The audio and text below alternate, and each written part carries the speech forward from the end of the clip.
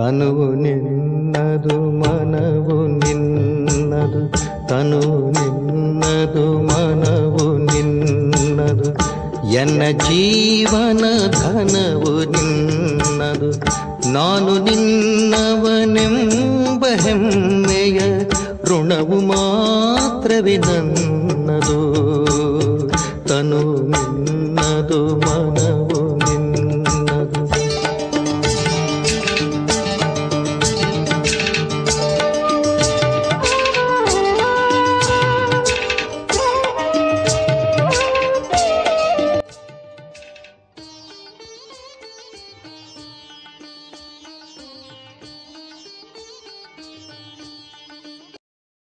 ಓಂ ಶಾಂತಿ. ದಿನಾಂಕ 10/9/2024 ಪ್ರಾತಃ ಮುರಳಿ. ಬಾಪ್ದಾದ ಮಧುಬನ. ಮಧುರ ಮಕ್ಕಳೇ, ಮಾಯೆಯನ್ನು ವಶಪಡಿಸಿಕೊಳ್ಳುವ ಮಂತ್ರವಾಗಿದೆ ಮನ್ಮನಾಭವ. ಇದೇ ಮಂತ್ರದಲ್ಲಿ ಎಲ್ಲ ವಿಶೇಷತೆಗಳು ಸಮಾವೇಶವಾಗಿದೆ. ಇದೇ ಮಂತ್ರ ನಿಮ್ಮನ್ನು ಪವಿತ್ರರನ್ನಾಗಿ ಮಾಡ್ತದೆ. ಶಿವ ಭಗವಾನ್ ವಾಚ: ಪ್ರತಿನಿತ್ಯವೂ ಮಧುರಾತಿ ಮಧುರ ಆತ್ಮಿಕ ಮಕ್ಕಳಿಗೆ ಎಚ್ಚರಿಕೆ ಅವಶ್ಯವಾಗಿ ನೀಡಲಾಗ್ತದೆ. ಯಾವ ಎಚ್ಚರಿಕೆ? Safety first. ಯಾವ ರಕ್ಷಣೆ? ನೆನಪಿನ ಯಾತ್ರೆಯಿಂದ ನೀವು ಬಹಳ ಬಹಳ ಸುರಕ್ಷಿತವಾಗಿರ್ತೀರಿ. ಮಕ್ಕಳಿಗಾಗಿ ಮೂಲ ಮಾತು ಇದೇ ಆಗಿದೆ. ತಂದೆ ತಿಳಿಸಿದ್ದಾರೆ, ನೀವು ಮಕ್ಕಳು ನೆನಪಿನ ಯಾತ್ರೆಯಲ್ಲಿ ಎಷ್ಟಿರ್ತೀರಿ ಅಷ್ಟು ಖುಷಿಯೂ ಇರ್ತದೆ ಮತ್ತು ನಡವಳಿಕೆಯೂ ಸುಧಾರಣೆಯಾಗ್ತದೆ. ಏಕೆಂದರೆ ಪಾವನರೂ ಆಗಬೇಕಾಗಿದೆ, ನಡವಳಿಕೆಯನ್ನು ಸುಧಾರಣೆ ಮಾಡಿಕೊಳ್ಳಬೇಕಾಗಿದೆ. ತಮ್ಮ ಪರಿಶೀಲನೆ ಮಾಡಿಕೊಳ್ಳಬೇಕು. ಅನ್ಯರಿಗೆ ದುಃಖ ಕೊಡುವಂತಹ ನಡವಳಿಕೆ ನನ್ನಲ್ಲಿದೆಯೇ? ನನಗೆ ದೇಹಾಭಿಮಾನ ಬಂದು ಬಿಡುವುದಿಲ್ಲವೇ? ಇದನ್ನು ಬಹಳ ಚೆನ್ನಾಗಿ ಪರಿಶೀಲನೆ ಮಾಡಿಕೊಳ್ಳಬೇಕು. ತಂದೆ ಮಕ್ಕಳಿಗೆ ಓದಿಸ್ತಾರೆ, ನೀವು ಮಕ್ಕಳು ಓದ್ತೀರಿ ಮತ್ತು ಅನ್ಯರಿಗೂ ಓದಿಸ್ತೀರಿ. ಬೇಹದ್ದಿನ ತಂದೆ ಕೇವಲ ಓದಿಸ್ತಾರೆ, ಬಾಕಿ ಎಲ್ಲರೂ ದೇಹದಾರಿಯಾಗಿದ್ದಾರೆ. ಇದರಲ್ಲಿ ಇಡೀ ಪ್ರಪಂಚವೇ ಬಂದು ಬಿಡ್ತದೆ. ಒಬ್ಬ ತಂದೆ ವಿದೇಹಿಯಾಗಿದ್ದಾರೆ. ತಾವು ಮಕ್ಕಳಿಗೆ ತಿಳಿಸ್ತಾರೆ, ಮಕ್ಕಳೇ, ನೀವು ವಿದೇಹಿಗಳಾಗಬೇಕಾಗಿದೆ. ನಾನು ನಿಮ್ಮನ್ನು ವಿದೇಹಿಯನ್ನಾಗಿ ಮಾಡಲು ಬಂದಿದ್ದೇನೆ. ಅಲ್ಲಿಗೆ ಪವಿತ್ರರಾಗಿಯೇ ಹೋಗ್ತೀರಿ. ಪತಿತರನ್ನಂತೂ ಜೊತೆ ಕರೆದುಕೊಂಡು ಹೋಗೋದಿಲ್ಲ. ಆದ್ದರಿಂದ ಮೊಟ್ಟ ಮೊದಲನೆಯದಾಗಿ ಇದೇ ಮಂತ್ರ ಕೊಡ್ತೇನೆ. ಇದು ಮಾಯೆಯನ್ನು ವಶಪಡಿಸಿಕೊಳ್ಳುವ ಮಂತ್ರವಾಗಿದೆ, ಪವಿತ್ರರಾಗುವ ಮಂತ್ರವಾಗಿದೆ. ಈ ಮಂತ್ರದಲ್ಲಿ ಬಹಳಷ್ಟು ವಿಶೇಷತೆಗಳು ತುಂಬಿವೆ. ಇದರಿಂದಲೇ ಪವಿತ್ರರಾಗಬೇಕು, ಮನುಷ್ಯರಿಂದ ದೇವತೆಗಳಾಗಬೇಕು. ಅವಶ್ಯವಾಗಿ ನಾವೇ ದೇವತೆಗಳಾಗಿದ್ದೆವು. ಆದ್ದರಿಂದ ತಂದೆ ತಿಳಿಸ್ತಾರೆ, ತಮ್ಮ ರಕ್ಷಣೆಯನ್ನು ಬಯಸ್ತೀರಿ, ಶಕ್ತಿಶಾಲಿ ಮಹಾವೀರರಾಗಲು ಬಯಸುತ್ತೀರೆಂದರೆ ಇಂತಹ ಪುರುಷಾರ್ಥವನ್ನು ಮಾಡಿರಿ. ತಂದೆ ಶಿಕ್ಷಣವನ್ನು ಕೊಡುತ್ತಿರುತ್ತಾರೆ. ಭಲೆ ಡ್ರಾಮಾ ಎಂದು ಹೇಳುತ್ತಿರುತ್ತಾರೆ. ಡ್ರಾಮಾನುಸಾರವಾಗಿ ಎಲ್ಲವೂ ಸರಿಯಾಗಿಯೇ ನಡೆಯುತ್ತಿದೆ. ಭವಿಷ್ಯಕ್ಕಾಗಿಯೂ ತಿಳಿಸುತ್ತಿರುತ್ತಾರೆ. ತಾವು ನೆನಪಿನ ಯಾತ್ರೆಯಲ್ಲಿ ಬಲಹೀನರಾಗಬಾರದು. ಬಂಧನದಲ್ಲಿರುವ ಗೋಪಿಕೆಯರು ಎಷ್ಟು ನೆನಪು ಮಾಡುತ್ತಾರೆಯೋ ಅಷ್ಟು ಸಮೀಪವಿರುವವರು ನೆನಪು ಮಾಡೋದಿಲ್ಲ. ಏಕೆಂದರೆ ನೆನಪಿನಲ್ಲಿರುವವರು ಶಿವತಂದೆಯೊಂದಿಗೆ ಮಿಲನ ಮಾಡಲು ಚಡಪಡಿಸುತ್ತಿರುತ್ತಾರೆ. ಯಾರು ಮಿಲನ ಮಾಡುತ್ತಾರೆಯೋ ಅವರ ಹೊಟ್ಟೆ ತುಂಬಿದಂತಾಗ್ತದೆ. ಯಾರು ಬಹಳ ನೆನಪು ಮಾಡುವರೋ ಅವರು ಉತ್ತಮ ಪದವಿಯನ್ನು ಪಡೀತಾರೆ. ಇಲ್ಲಿ ನೋಡಿದರೆ ಒಳ್ಳೊಳ್ಳೆಯ ಅನುಭವಿ ಮಕ್ಕಳು ಸಹ ನೆನಪಿನ ಯಾತ್ರೆಯಲ್ಲಿ ನಿರ್ಬಲವಾಗಿದ್ದಾರೆ. ನೆನಪಿನ ಹರಿತ ಬಹಳ ಚೆನ್ನಾಗಿರಬೇಕು. ಜ್ಞಾನದ ಖಡ್ಗದಲ್ಲಿ ನೆನಪಿನ ಹರಿತವಿರದೇ ಇರುವ ಕಾರಣದಿಂದ ಯಾರಿಗೂ ಸಹ ಬಾಣ ನಾಟೋದಿಲ್ಲ, ಪೂರ್ಣವಾಗಿ ಸಾಯೋದಿಲ್ಲ. ಜ್ಞಾನದ ಬಾಣ ಹೊಡೆದು ತಂದೆಯ ಮಕ್ಕಳನ್ನಾಗಿ ಮಾಡಬೇಕು, ಮರುಜೀವಿಗಳನ್ನಾಗಿ ಮಾಡಬೇಕೆಂದು ಮಕ್ಕಳು ಪ್ರಯತ್ನ ಪಡ್ತೀರಿ. ಆದರೆ ಅವರು ಸಾಯೋದಿಲ್ಲ. ಅಂದ ಮೇಲೆ ಅವಶ್ಯವಾಗಿ ಜ್ಞಾನದ ಖಡ್ಗ ಸರಿ ಇದೆಯಲ್ಲವೇ? ಸರಿ ಇಲ್ಲವೆಂದರ್ಥ. ನಾಟಕ ಸಂಪೂರ್ಣವಾಗಿ ನಿಖರವಾಗಿ ನಡೀತಿದೆ ಎಂದು ಭಲೆ ತಂದೆಗೆ ಗೊತ್ತಿದೆ. ಆದರೆ ಭವಿಷ್ಯಕ್ಕಾಗಿ ತಿಳಿಸುತ್ತಿರುತ್ತಾರಲ್ಲವೇ? ಪ್ರತಿಯೊಬ್ಬರೂ ಸಹ ತಮ್ಮ ಹೃದಯದಲ್ಲಿ ಕೇಳಿಕೊಳ್ಳಿರಿ, ನಾವು ಎಷ್ಟು ನೆನಪು ಮಾಡ್ತೇವೆ. ನೆನಪಿನಿಂದಲೇ ಶಕ್ತಿ ಸಿಗೋದು. ಅದರಿಂದ ಜ್ಞಾನದ ಖಡ್ಗದಲ್ಲಿ ಹೊಳಪು ಇರಬೇಕೆಂದು ಹೇಳಲಾಗ್ತದೆ. ಜ್ಞಾನವನ್ನು ಬಹಳ ಸಹಜವಾಗಿಯೂ ತಿಳಿಸಬಹುದು. ನೆನಪಿನಲ್ಲಿ ಎಷ್ಟೆಷ್ಟು ಇರುತ್ತೀರಿ ಅಷ್ಟಷ್ಟು ಬಹಳ ಮಧುರರಾಗ್ತೀರಿ. ನೀವು ಸತೋಪ್ರಧಾನರಿದ್ದಾಗ ಬಹಳ ಮಧುರರಾಗಿದ್ದೀರಿ. ಈಗ ಮತ್ತೆ ಸತೋಪ್ರಧಾನ ಆಗಬೇಕು. ನಿಮ್ಮ ಸ್ವಭಾವ ಬಹಳ ಮಧುರವಾಗಿರಬೇಕು. ಎಂದೂ ಸಹ ಬೇಸರವಾಗಬಾರದು. ಯಾರೂ ಬೇಸರವಾಗುವಂತಹ ವಾತಾವರಣ ಇರಬಾರದು. ಏಕೆಂದರೆ ಈ ಈಶ್ವರೀಯ ವಿಶ್ವವಿದ್ಯಾಲಯವನ್ನು ಸ್ಥಾಪನೆ ಮಾಡುವ ಸೇವೆ ಅತ್ಯುತ್ತಮವಾಗಿರುವುದಾಗಿದೆ. ವಿಶ್ವವಿದ್ಯಾಲಯಗಳು ಭಾರತದಲ್ಲಿ ಬಹಳಷ್ಟಿವೆ. ಆದರೆ ವಾಸ್ತವದಲ್ಲಿ ಅದು ವಿಶ್ವವಿದ್ಯಾಲಯವಲ್ಲ. ವಿಶ್ವವಿದ್ಯಾಲಯ ಒಂದೇ ಆಗಿದೆ. ತಂದೆ ಬಂದು ಎಲ್ಲರಿಗೂ ಮುಕ್ತಿ, ಜೀವನ್ಮುಕ್ತಿ ಕೊಡ್ತಾರೆ. ತಂದೆಗೆ ಗೊತ್ತಿದೆ ಇಡೀ ಪ್ರಪಂಚದ ಮನುಷ್ಯಾತ್ಮರೆಲ್ಲರೂ ಸಮಾಪ್ತಿಯಾಗಲಿದ್ದಾರೆ. ತಂದೆಯನ್ನು ಹಳೆಯ ಪ್ರಪಂಚದ ಸಮಾಪ್ತಿ ಮತ್ತು ಹೊಸ ಪ್ರಪಂಚದ ಸ್ಥಾಪನೆ ಮಾಡಿರಿ ಎಂದು ಕರೆದಿದ್ದೀರಿ. ತಂದೆ ಬಂದಿದ್ದಾರೆ. ಈಗ ಮಾಯೆಯ ಆಡಂಬರವೂ ಎಷ್ಟೊಂದಿದೆ. ಈಗ ಫಾಲ್ ಆಫ್ ಪಾಂಪ್ ಎಂಬ ಆಟವನ್ನು ತೋರಿಸ್ತಾರೆ. ದೊಡ್ಡ ದೊಡ್ಡ ಮನೆಗಳನ್ನು ಕಟ್ಟಿಸ್ತಾರೆ. ಇದು ಸಹ ಆಡಂಬರವಾಗಿದೆ. ಸತ್ಯಯುಗದಲ್ಲಿ ಇಷ್ಟು ಅಂತಸ್ತುಗಳ ಮನೆಗಳ ನಿರ್ಮಾಣವನ್ನು ಮಾಡೋದಿಲ್ಲ. ಇಲ್ಲಷ್ಟೇ ನಿರ್ಮಾಣ ಮಾಡ್ತಾರೆ. ಏಕೆಂದರೆ ಇಲ್ಲಿ ಇರೋದಕ್ಕಾಗಿ ಸ್ಥಳ ಕಡಿಮೆ ಇದೆ. ಯಾವಾಗ ವಿನಾಶವಾಗುವುದೋ ಆಗ ಎಲ್ಲ ದೊಡ್ಡ ದೊಡ್ಡ ಮನೆಗಳು ಕೆಳಗೆ ಬೀಳ್ತವೆ. ಮುಂಚೆ ಇಷ್ಟು ದೊಡ್ಡ ದೊಡ್ಡ ಮನೆಗಳನ್ನು ನಿರ್ಮಿಸುತ್ತಿರಲಿಲ್ಲ. ಬಾಂಬುಗಳನ್ನು ಹಾಕಿದಾಗ ಎಲೆಗಳು ಬೀಳುವಂತೆ ಈ ಮನೆಗಳು ಕೆಳಗೆ ಉರುಳುತ್ತವೆ. ಅಂದರೆ ಅಲ್ಲಿರುವವರು ಸಾಯ್ತಾರೆ, ಅನ್ಯರು ಉಳಿದುಕೊಳ್ತಾರೆ ಎಂದಲ್ಲ. ಯಾರು ಎಲ್ಲಿರುವರೋ, ಭಲೆ ಸಮುದ್ರದಲ್ಲಿರಬಹುದು, ಪೃಥ್ವಿಯ ಮೇಲಿರಬಹುದು, ಆಕಾಶದ ಮೇಲಿರಬಹುದು, ಪರ್ವತಗಳ ಮೇಲಿರಬಹುದು, ಹಾರುತ್ತಿರಬಹುದು. ಆದರೆ ಎಲ್ಲಿರುವವರು ಅಲ್ಲಿಯೇ ಸಮಾಪ್ತಿಯಾಗ್ತಾರೆ. ಇದು ಹಳೆಯ ಪ್ರಪಂಚವಲ್ಲವೇ? 84 ಲಕ್ಷ ಯೋನಿಗಳೆಲ್ಲವೂ ಸಮಾಪ್ತಿಯಾಗಬೇಕು. ಹೊಸ ಪ್ರಪಂಚದಲ್ಲಿ ಇದ್ಯಾವುದೂ ಇರೋದಿಲ್ಲ. ಸೊಳ್ಳೆಗಳಾಗಲಿ, ಮನುಷ್ಯರು, ಜೀವ ಜಂತುಗಳಾಗಲಿ ಯಾವುದೂ ಉಳಿಯೋದಿಲ್ಲ. ಇಲ್ಲಂತೂ ಬಹಳ ಜನಸಂಖ್ಯೆ ಇದೆ. ನೀವು ಮಕ್ಕಳು ದೇವತೆಗಳಾಗುತ್ತೀರೆಂದರೆ ಅಲ್ಲಿ ಪ್ರತಿಯೊಂದು ವಸ್ತು ಸತೋಪ್ರಧಾನವಾಗಿರ್ತದೆ. ಇಲ್ಲಿಯೂ ಸಹ ದೊಡ್ಡ ವ್ಯಕ್ತಿಗಳ ಮನೆಗಳಿಗೆ ಹೋಗುತ್ತೀರೆಂದರೆ ಅಲ್ಲಿ ಬಹಳ ಸ್ವಚ್ಛತೆ ಇರ್ತದೆ. ನೀವು ಎಲ್ಲರಿಗಿಂತ ಶ್ರೇಷ್ಠ ದೇವತೆಗಳಾಗ್ತೀರಿ. ದೊಡ್ಡ ದೇವತೆಗಳೆಂದು ಹೇಳೋದಿಲ್ಲ, ಆದರೆ ನೀವು ಬಹಳ ಶ್ರೇಷ್ಠ ದೇವತೆಗಳಾಗ್ತೀರಿ. ಇದೇನು ಹೊಸ ಮಾತಲ್ಲ. 5000 ವರ್ಷಗಳ ಮೊದಲು ನೀವು ನಂಬರ್ 1 ಆಗಿ ಈ ರೀತಿಯಲ್ಲಿದ್ದೀರಿ. ಅಲ್ಲಿ ಇಷ್ಟೆಲ್ಲ ಕೊಳಕು ಇತ್ಯಾದಿಗಳೆಲ್ಲವೂ ಇರೋದಿಲ್ಲ. ನಾವು ಬಹಳ ಶ್ರೇಷ್ಠ ದೇವತೆಗಳಾಗ್ತೇವೆ. ಒಬ್ಬ ತಂದೆಯೇ ನಮಗೆ ಓದಿಸುವವರಾಗಿದ್ದಾರೆ. ಅವರು ನಮ್ಮನ್ನು ಬಹಳ ಶ್ರೇಷ್ಠರನ್ನಾಗಿ ಮಾಡುತ್ತಾರೆಂದು ಮಕ್ಕಳಿಗೆ ಬಹಳ ಖುಷಿಯಾಗ್ತದೆ. ವಿದ್ಯೆಯಲ್ಲಿ ಸದಾ ನಂಬರ್ 1 ಇರ್ತಾರೆ. ಕೆಲವರು ಕಡಿಮೆ ಓದುತ್ತಾರೆ, ಕೆಲವರು ಹೆಚ್ಚು ಓದುತ್ತಾರೆ. ಈಗ ಮಕ್ಕಳು ಪುರುಷಾರ್ಥವನ್ನು ಮಾಡುತ್ತಿದ್ದೀರಿ. ದೊಡ್ಡ ದೊಡ್ಡ ಸೇವಾ ಕೇಂದ್ರಗಳನ್ನು ಏಕೆ ತೆರೆಯುತ್ತಿದ್ದೀರೆಂದರೆ ದೊಡ್ಡ ದೊಡ್ಡವರಿಗೂ ಆತ್ಮಜ್ಞಾನ ಅರ್ಥವಾಗಬೇಕು ಎಂದು ತೆರೆಯುತ್ತಿದ್ದೀರಿ. ಭಾರತದ ಪ್ರಾಚೀನ ರಾಜಯೋಗವೆಂದು ಗಾಯನವಿದೆ. ವಿಶೇಷವಾಗಿ ವಿದೇಶದವರಿಗೆ ರಾಜಯೋಗ ಕಲಿಯಬೇಕೆಂಬ ಉತ್ಸಾಹ ಬಹಳಷ್ಟಿರುತ್ತದೆ. ಭಾರತವಾಸಿಗಳು ತಮೋಪ್ರಧಾನ ಬುದ್ಧಿಯವರಾಗಿರ್ತಾರೆ. ವಿದೇಶದವರು ತಮೋ ಬುದ್ಧಿಯವರಾಗಿದ್ದಾರೆ. ಆದ್ದರಿಂದ ಅವರಿಗೆ ಭಾರತದ ಪ್ರಾಚೀನ ರಾಜಯೋಗವನ್ನು ಕಲಿಯುವ ಉತ್ಸಾಹವಿರ್ತದೆ. ಭಾರತದ ಪ್ರಾಚೀನ ರಾಜಯೋಗವೆಂದು ಹೆಸರುವಾಸಿಯಾಗಿದೆ. ಇದರಿಂದ ಭಾರತ ಸ್ವರ್ಗವಾಗಿತ್ತು. ಅಲ್ಲಿ ಬಹಳ ಕೆಲವರೇ ಬರ್ತಾರೆ, ಪೂರ್ಣ ರೀತಿಯಲ್ಲಿ ಅರಿತುಕೊಳ್ತಾರೆ. ಸ್ವರ್ಗ ಹಿಂದೆ ಇತ್ತು, ಈಗ ಮತ್ತೆ ಅವಶ್ಯವಾಗಿ ಬರಲಿದೆ. ವಿಶ್ವದಲ್ಲಿಯೇ ಹೆವೆನ್ ಅಥವಾ ಪ್ಯಾರಡೈಸ್ ಎಲ್ಲದಕ್ಕಿಂತ ಅತಿದೊಡ್ಡ ಅದ್ಭುತವಾಗಿದೆ. ಸ್ವರ್ಗದ ಹೆಸರು ಎಷ್ಟೊಂದು ಪ್ರಸಿದ್ಧವಾಗಿದೆ. ಸ್ವರ್ಗ ಮತ್ತು ನರಕ, ಶಿವಾಲಯ ಮತ್ತು ವೇಶ್ಯಾಲಯ.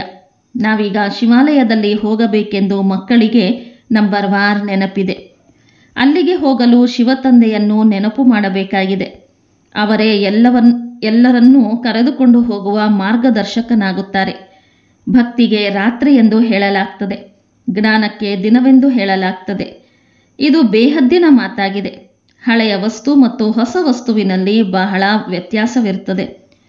ಈಗ ನೀವು ಮಕ್ಕಳಿಗೆ ಇಷ್ಟು ಶ್ರೇಷ್ಠಾತಿಶ್ರೇಷ್ಠ ವಿದ್ಯೆಯನ್ನು ದೊಡ್ಡ ಸುಂದರವಾದ ಮನೆಗಳಲ್ಲಿ ಓದಿಸಿದರೆ ದೊಡ್ಡ ದೊಡ್ಡ ಗಣ್ಯ ವ್ಯಕ್ತಿಗಳು ಬಂದು ಕೇಳುತ್ತಾರೆಂದು ನಾವು ಬಯಸ್ತೇವೆ.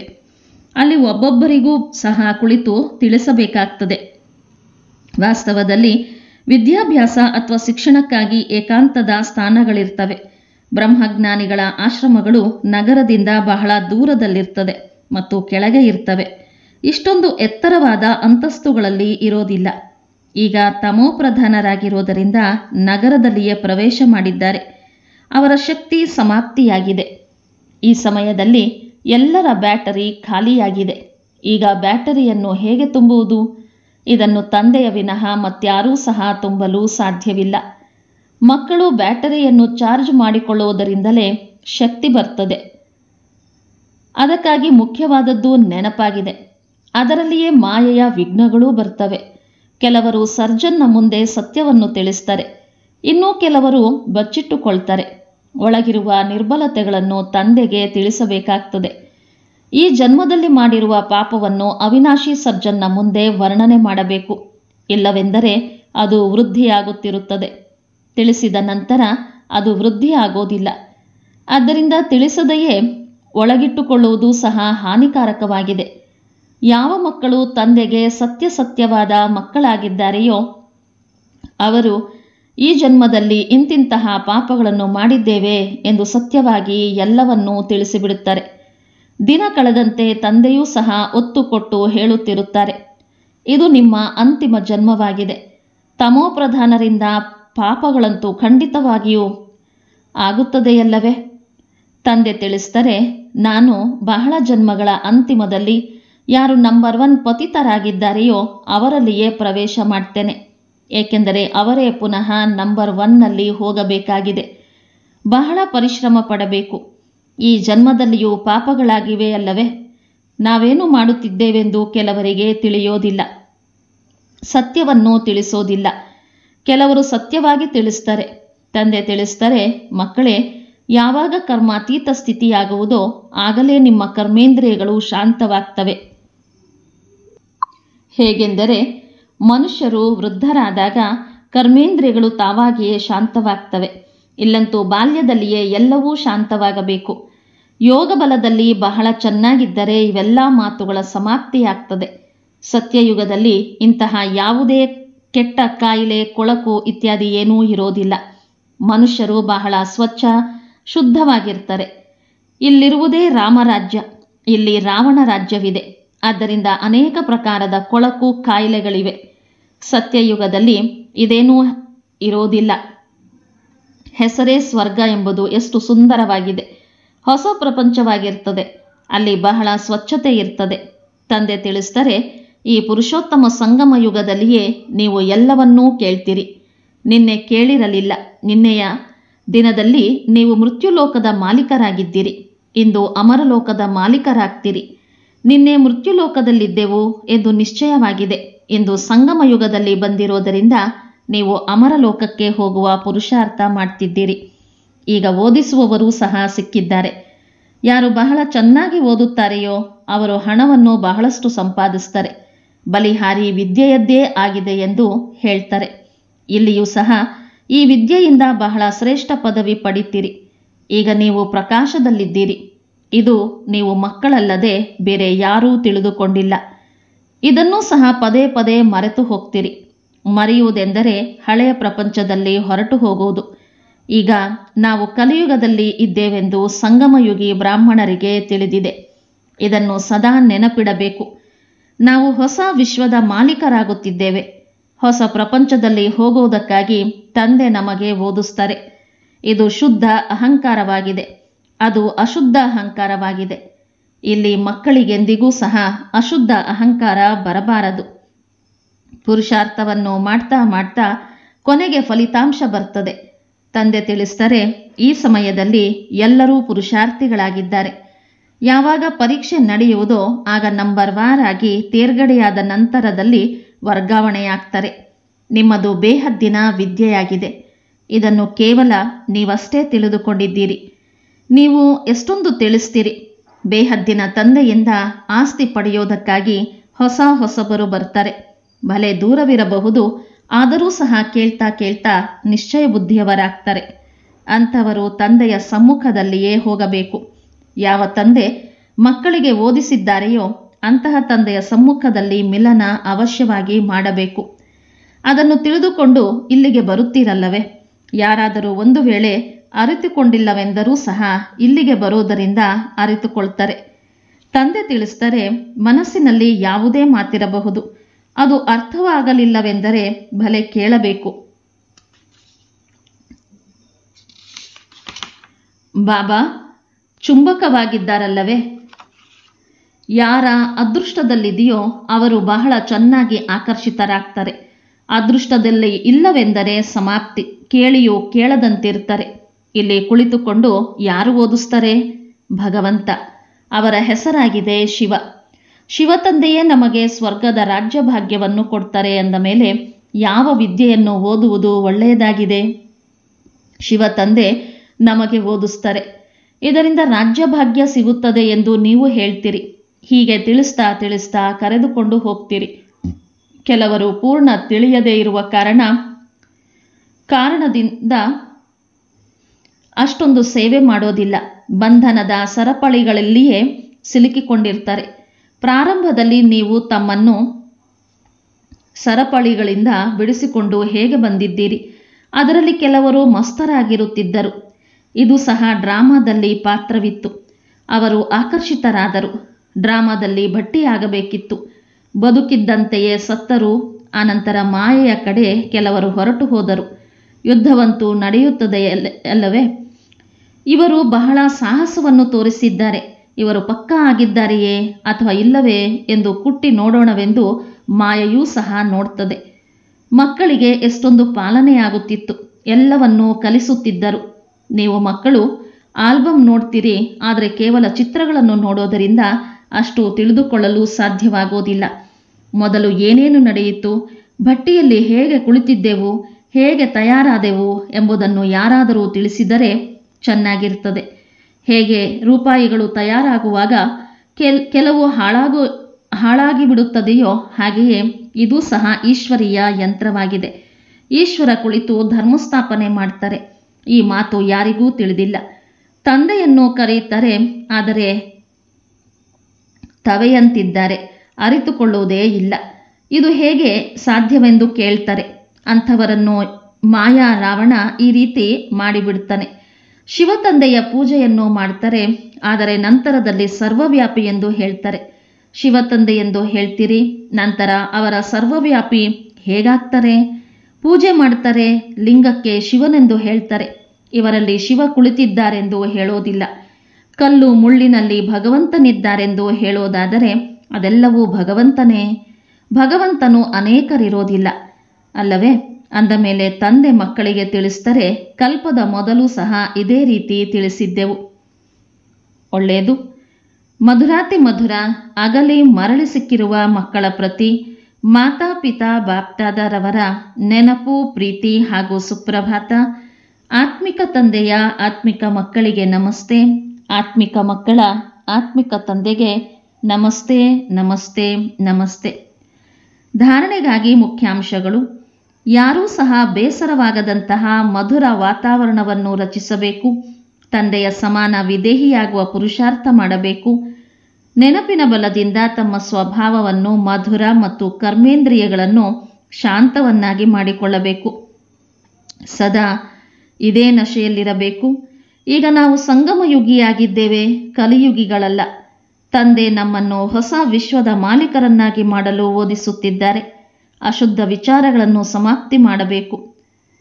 ವರದಾನ: ಅಕಾಲ ಸಿಂಹಾಸನ ಮತ್ತು ಹೃದಯ ಸಿಂಹಾಸನದ ಮೇಲೆ ಕುಳಿತು ಸದಾ ಶ್ರೇಷ್ಠ ಕರ್ಮ ಮಾಡುವಂತಹ ಕರ್ಮಯೋಗಿ ಭವ. ಈ ಸಮಯದಲ್ಲಿ ನೀವು ಮಕ್ಕಳಿಗೆ 2 ಸಿಂಹಾಸನ ಸಿಗುವುದು. ಒಂದು ಅಕಾಲ ಸಿಂಹಾಸನ, ಇನ್ನೊಂದು ಹೃದಯ ಸಿಂಹಾಸನ. ಆದರೆ ರಾಜ್ಯವಿರುವವರು ಮಾತ್ರ ಸಿಂಹಾಸನದ ಮೇಲೆ ಕುಳಿತುಕೊಳ್ಳಲು ಸಾಧ್ಯ. ಯಾವಾಗ ಅಕಾಲ ಸಿಂಹಾಸನಾಧಿಕಾರಿಗಳಾಗುವಿರಿ ಆಗ ಸ್ವರಾಜ್ಯ ಅಧಿಕಾರಿಯಾಗಿರುವಿರಿ. ಮತ್ತು ತಂದೆಯ ಹೃದಯ ಸಿಂಹಾಸನಾಧಿಕಾರಿಗಳಾದರೆ ತಂದೆಯ ಆಸ್ತಿಗೆ ಅಧಿಕಾರಿಯಾಗುವಿರಿ. ಇದರಲ್ಲಿ ರಾಜ್ಯ ಭಾಗ್ಯ ಎಲ್ಲವೂ ಬಂದು ಬಿಡುವುದು. ಕರ್ಮಯೋಗಿ ಅರ್ಥಾತ್ 2 ಸಿಂಹಾಸನಾಧಿಕಾರಿ. ಈ ರೀತಿಯ ಸಿಂಹಾಸನಾಧಿಕಾರಿ ಆತ್ಮರ ಪ್ರತಿ ಕರ್ಮ ಶ್ರೇಷ್ಠವಾಗಿರುವುದು. ಏಕೆಂದರೆ ಎಲ್ಲ ಕರ್ಮೇಂದ್ರಿಯಗಳು ನಿಯಮ ಮತ್ತು ಆದೇಶದ ಅನುಸಾರ ನಡೆಯುತ್ತಿರುವುದು. ಸುವಾಕ್ಯ: ಯಾರು ಸದಾ ಸ್ವಮಾನದ ಸೀಟ್ ಮೇಲೆ ಸೆಟ್ ಆಗಿರ್ತಾರೆ ಅವರೇ ಗುಣವಾನ್ ಮತ್ತು ಮಹಾನ್ ಆಗಿದ್ದಾರೆ. ಇಂದಿನ ಮುರಳಿಯ ಪ್ರಶ್ನೋತ್ತರ: ಆತ್ಮದ ಸುರಕ್ಷತೆಯ ನಂಬರ್ 1 ಸಾಧನ ಯಾವುದಾಗಿದೆ ಮತ್ತು ಹೇಗೆ? ನೆನಪಿನ ಯಾತ್ರೆ ನಂಬರ್ 1 ಸುರಕ್ಷತೆಯ ಸಾಧನವಾಗಿದೆ. ಏಕೆಂದರೆ ಈ ನೆನಪಿನಿಂದಲೇ ನಿಮ್ಮ ನಡವಳಿಕೆ ಸುಧಾರಣೆಯಾಗ್ತದೆ. ನೀವು ಮಾಯೆಯ ಮೇಲೆ ಜಯಗಳಿಸ್ತೀರಿ. ನೆನಪಿನಿಂದ ಪತಿತ ಕರ್ಮೇಂದ್ರಿಯಗಳು ಶಾಂತವಾಗ್ತವೆ. ನೆನಪಿನಿಂದಲೇ ಬಲ ಬರ್ತದೆ. ಜ್ಞಾನದ ಖಡ್ಗದಲ್ಲಿ ನೆನಪಿನ ಹರಿತವಿರಬೇಕು. ನೆನಪಿನಿಂದ ಮಧುರ ಆಗುತ್ತೀರಿ. ಯಾರನ್ನೂ ಬೇಸರಪಡಿಸುವುದಿಲ್ಲ.